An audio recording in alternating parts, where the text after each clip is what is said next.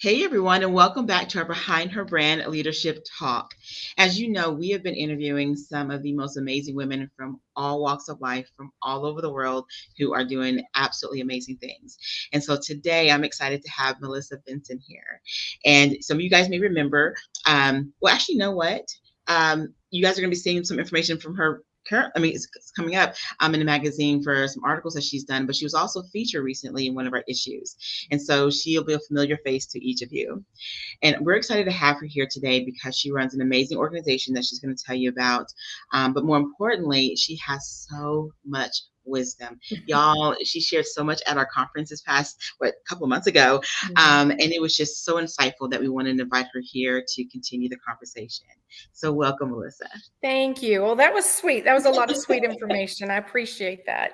And No, I appreciate being here. Yes. So tell us a little bit about who is Melissa Vinson. Okay, so I'm wife, mom, and grandmom to 9 grandchildren, which makes for a crazy fun summer, of course. Yes. But I started Christian Business Women's Network a little over 7 years ago. And I started the organization because I had been a leader in women's ministry for years. And also I had been in the business industry in various businesses. And I wanted a place where women could come together and share their faith and their business at the same time. And I didn't realize how rare that was at that time. You know, it was hard to find that. I felt like I had to put one hat on when I went to a chamber event and put another hat on when I went to a women's conference. And so I just wanted a place where we could come together and talk about how our faith has helped us in our businesses. Yeah. What has been one of the most challenging aspects of developing an association such as yours? Oh, one of the most challenging. I tell you, you know, you start out and you think, okay, well, these are my challenges. But then as time goes on, you realize there are challenges you weren't expecting. Right. I think one of the biggest ones is, for me, has been selling a service rather than a product. Okay. I've been in sales industries, and selling a product is so much easier than selling a service, and then selling someone else is easier than selling yourself. Right. So that's been a challenge for me, is just trying to, and I hate the word sell, but you know what I mean. Try to sell what I do and what I offer to women has been difficult at times. You know, I don't want to sound like I'm being, you know, egotistical or bragging whenever I do, but at the same time, I do have a lot to offer. Our organization offers a lot. So I kind of have found myself in that in-between place of, oh gosh, how much do I say? How much do I don't say? So that's been a challenge. No, I think that's very honest though, because I think, you know, it's such a crowded market, but it doesn't mean that what you have can't push through, obviously, or that it has. You've had success with it. But I think, like you said, it's just that a difference of service and product. People see it very differently. And it's just a matter of just explaining it so people can see the difference in it. Yeah. So what's one of the things you've learned about yourself personally as a businesswoman in developing an association? Oh, one of the things that I have learned about myself is that I wasn't as confident as I thought I was. You know, I felt pretty confident going in, and there have been times when I feel more confident than others, but I have a tendency to look at what other people are doing and compare my program to theirs. And when I do that, then I start questioning what I'm doing.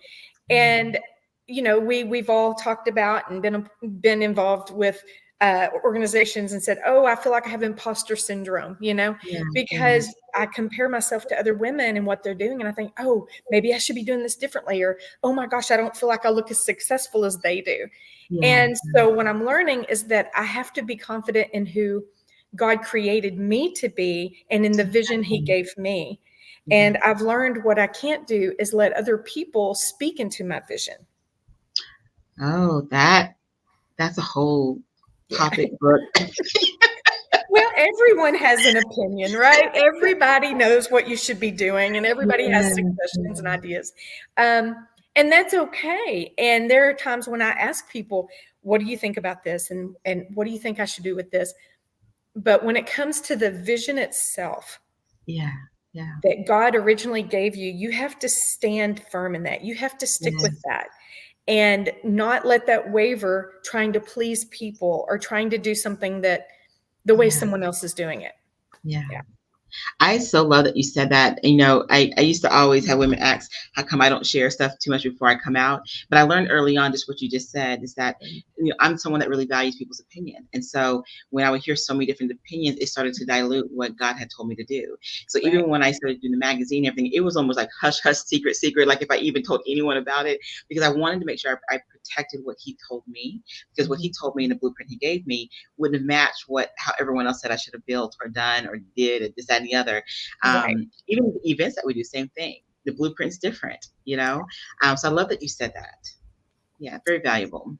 Well, and the more I work with women who are starting businesses or who are trying to grow their businesses, I'm finding that they're dealing with the same thing. People are coming to them and saying, "Oh my gosh, what you're doing is so great, but you should be doing this, or you should do it this way," you know. And when we fall into that, oh gosh, maybe I should be doing it that way, or I should do, you know, this or that, we lose sight and we get distracted.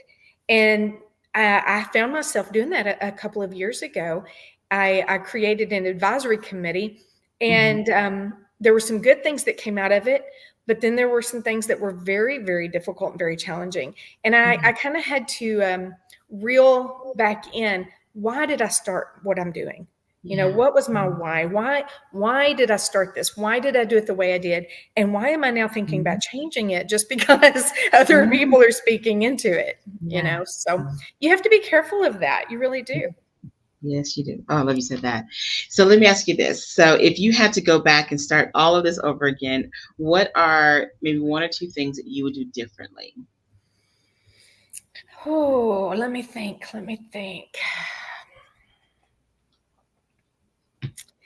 I think probably the first thing I would do differently is not share so much in the beginning, like we were just talking about.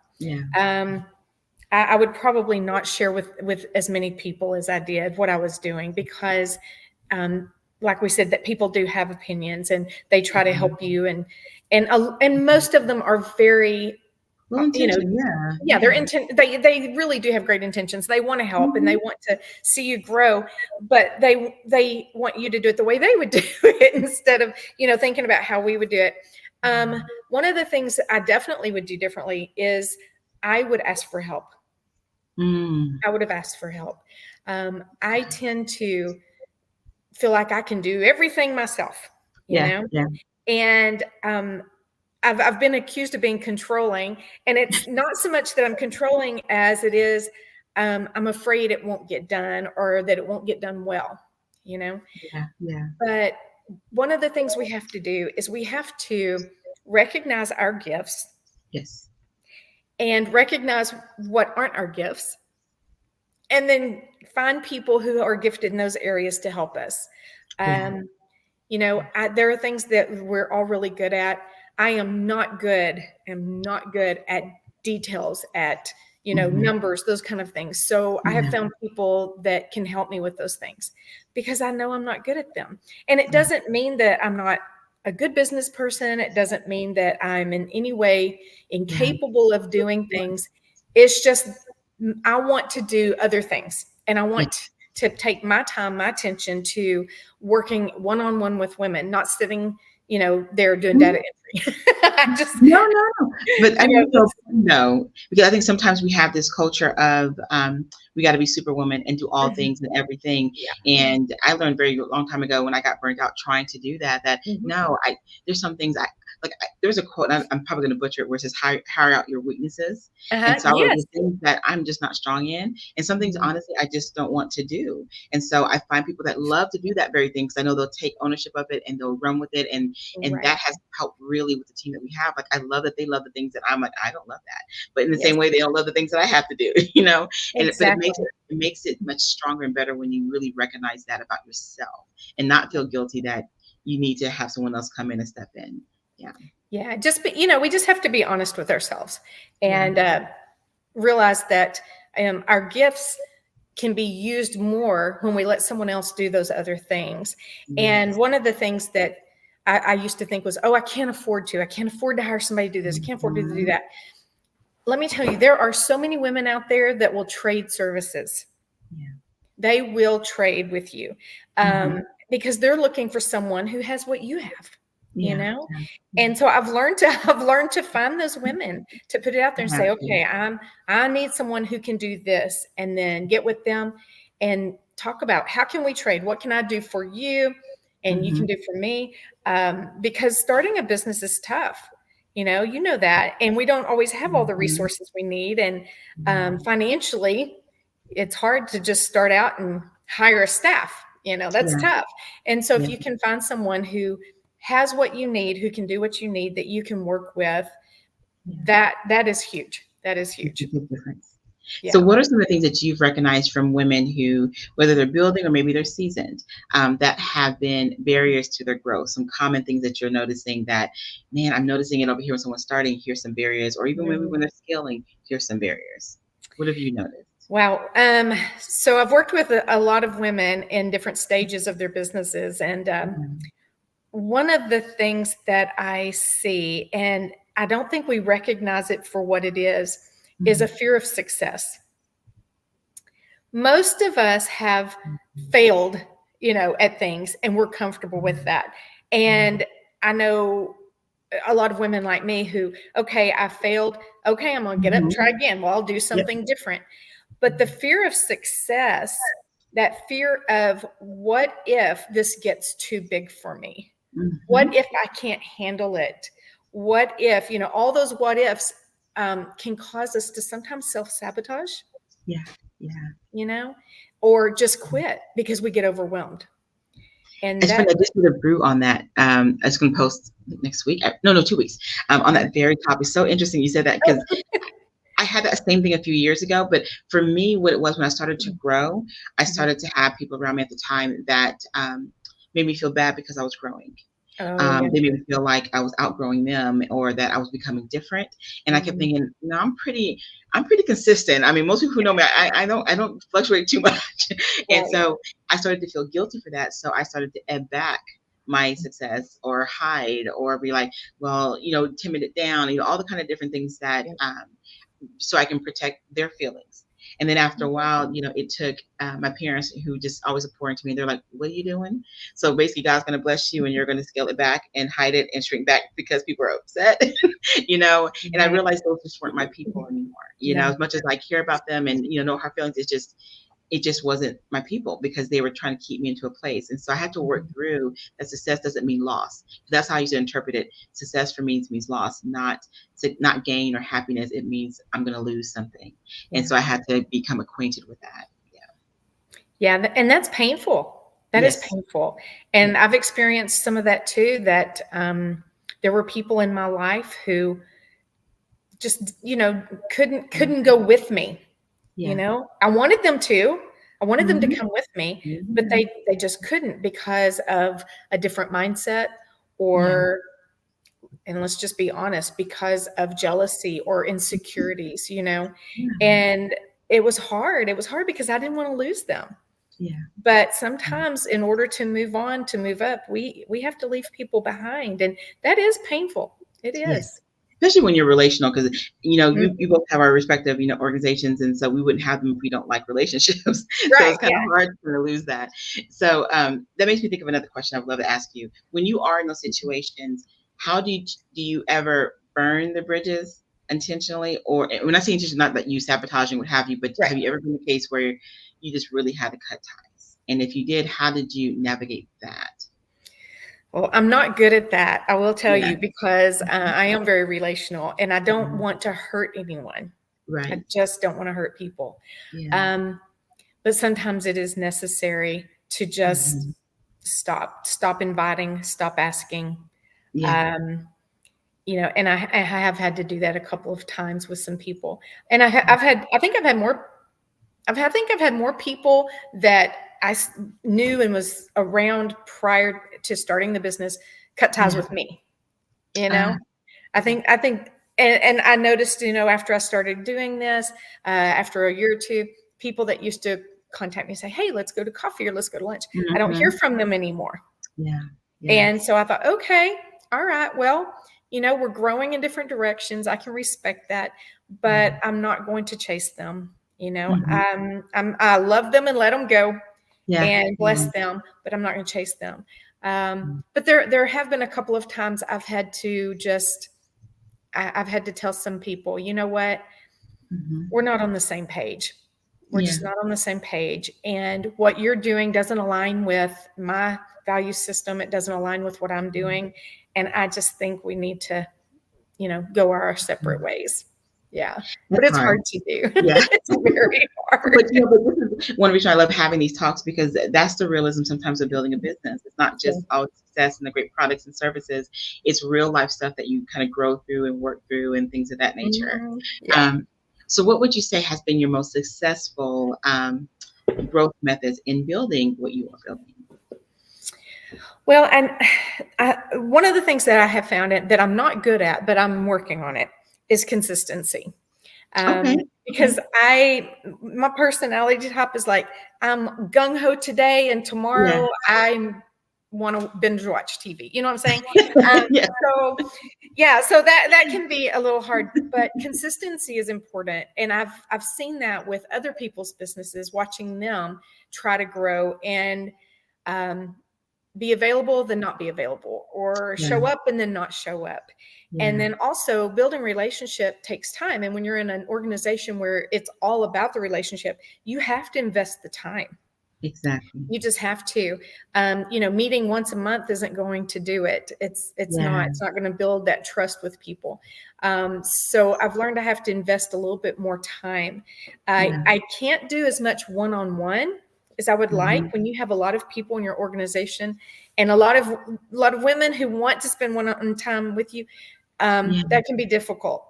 And so I've created small group times, coffee connections or workshops, things like that, where we can get in small groups. There was a group of just 4 of us that took a day trip to Fredericksburg this last weekend, because as much as I want to spend time with each person, you get to a point where you can't do it with everybody. You want to, but you just can't. There's only one of us.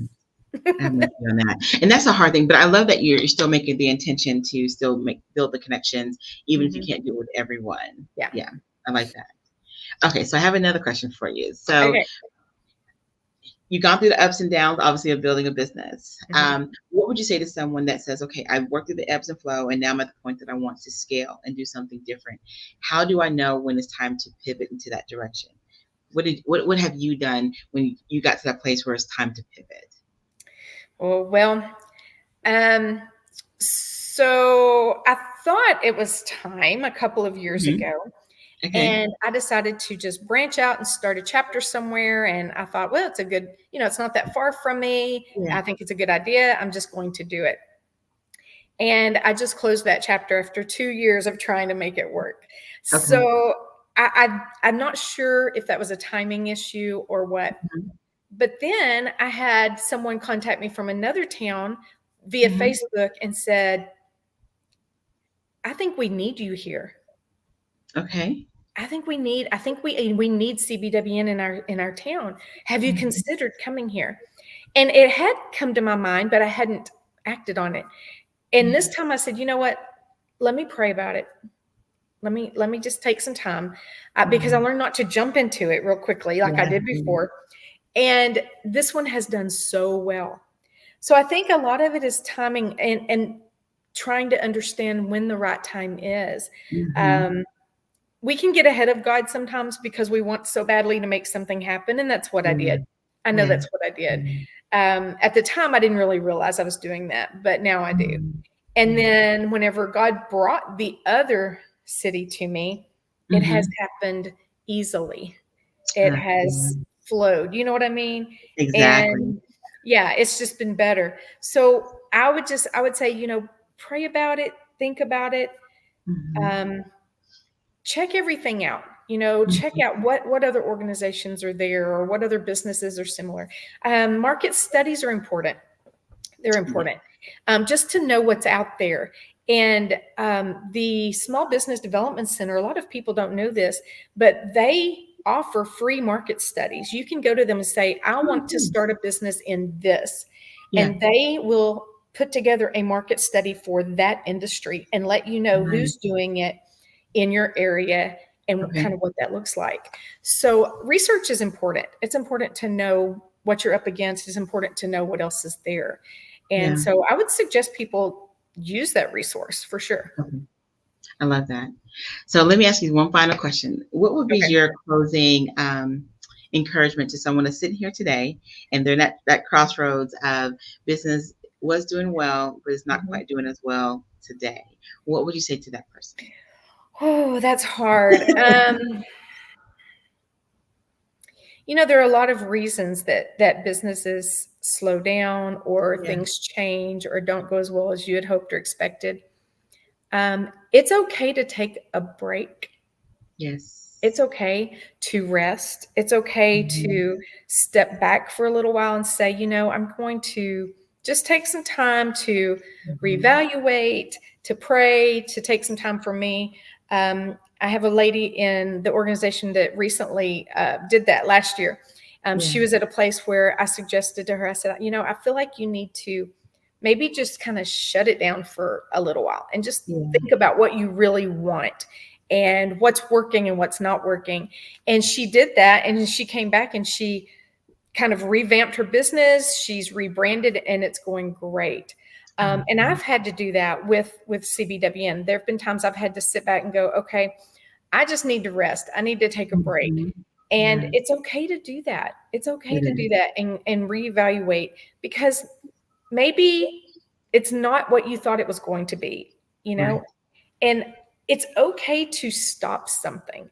I think we're so afraid of what people think of us and that people are going to see us as a failure. Yeah. It's okay. If you realize this is not for me, shut the business down, start something else, do something else, get a job for a while if you want to, whatever. It's your life.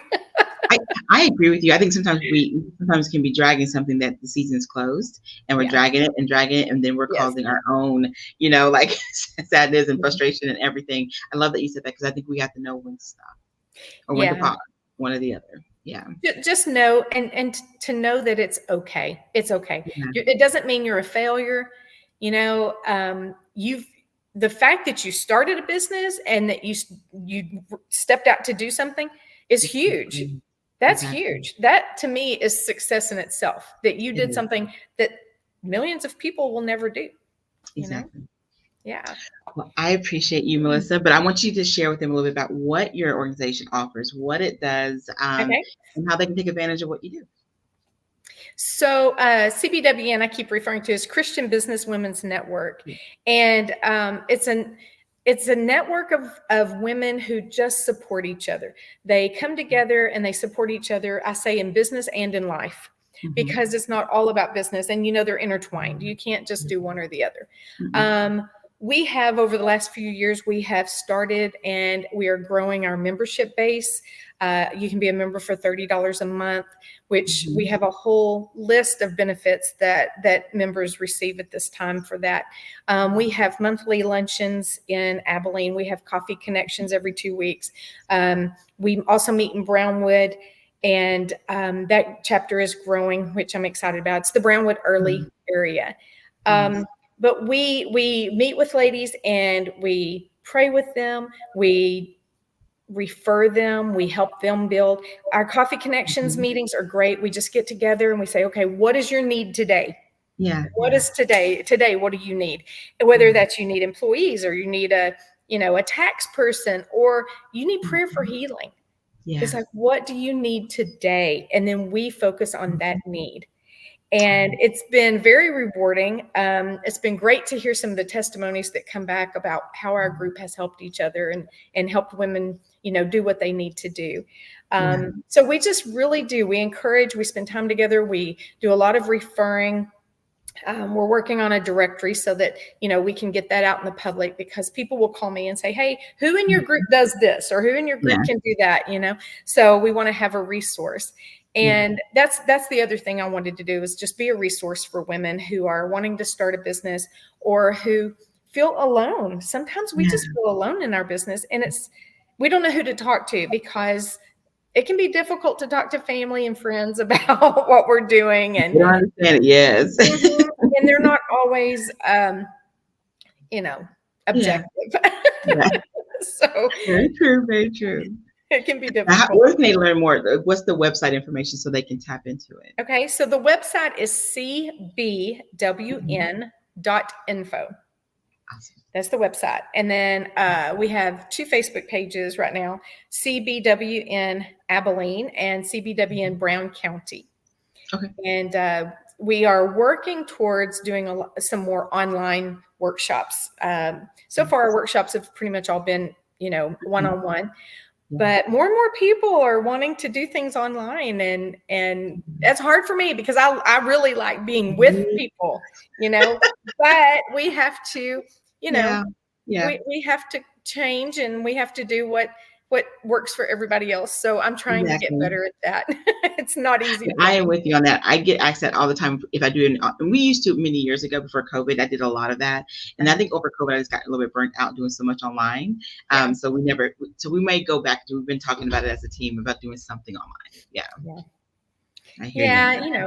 And too, we can reach more people than we can one-on-one. And, not everyone can come to a luncheon or to a coffee meetup, but they can connect at 7:00 in the evening or on a Saturday morning, so we're working on it. You learn and you adapt, and, do what you can do to better serve people. And that's all I want to do with CBWN is just serve. I can see that through everything you're sharing. You can see your heart in terms of just wanting to bring people together just so that you can be a resource and a support to each other. Yeah. And, I need that too. There are some amazing women out there, and they have a lot to give and a lot to offer. One of my favorite things to do is give women a platform for the first time. When I meet women who have a lot to share, but they've never spoken before, they've never, shared. I like to give them that opportunity and say, hey, well, you know what? We're going to have a meeting. Come speak at the meeting. Come talk at this. Come share your heart. And I feel like I don't know. It feels like that's something special to get to do that, to give someone that opportunity. So because some people are afraid to share, and other times they're not asked enough, to be able to do that. So giving them that platform allows them to really share, who and what they do. Yeah, I agree. And I appreciate you for giving me the opportunity. I really do.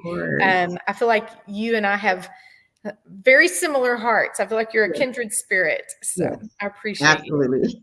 No, it's our pleasure. And like I shared, I know you're going to be in our upcoming issue and sharing more of your wisdom, or either, no, I think it's going to be in, I'm about to get it mixed up. We'll figure it out. We'll figure it out. If I remember correctly, I put in September because my pastor's going to be in that, and I was like, I would love for your information. I thought it'd just be a perfect marriage of the two, so it'll be September. Yeah. So, but I thank you so much. No, it's our pleasure. Our pleasure. Do you have any closing thoughts before we close out today? I would just say, I always want to encourage women to be who you are. Yes. Just be who you are. Be who you were created to be. Don't try to be someone else. Don't try to be like other people. Get off of Instagram and TikTok thinking you need to be like those other women, and just be who you are. My husband and I, we have a saying, not everyone is assigned to you. That is so true. And there are people who are assigned to other people. And I believe that God has those, those people that he has just for you, or just for, your organization or whatever. And if they're not, then let them go be where they're supposed to be, but just be yourself, and know that God created you with the gifts and the personality to do what he's given you a vision to do.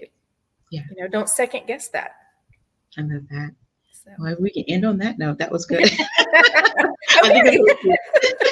No, that's perfect. I'm not going to add nothing to that. So, no, but I thank you, Melissa, for your time. Thank you. Thank you your insight and wisdom. Absolutely. And you too, girl, you give so much, and you share and teach us so much. And I'm very grateful for you. Oh, thank you. So, everyone, I'm going to encourage you to learn more about Melissa and her organization and all that she offers. And especially if you feel like it's in alignment with you, I do believe you can be a part of it if you're not even in Abilene and Brownwood, right? Yes. Yes. Okay. So definitely, I encourage you guys to look at it, read what she offers, explore the different services and offerings, because one of our goals for doing these things are to introduce you to women who are doing such amazing things. Because what we find is that you don't always know what's happening in your own city or even from other areas that you can plug into. So this is one of the reasons why we wanted to have her out here today. So thank you so much for your time. Thank you. You have a great week. You too. All right. Bye-bye. Bye-bye.